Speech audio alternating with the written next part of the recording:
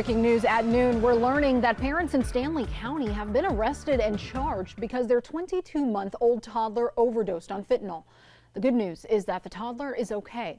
EMS crews gave the child Narcan to keep the child in stable condition.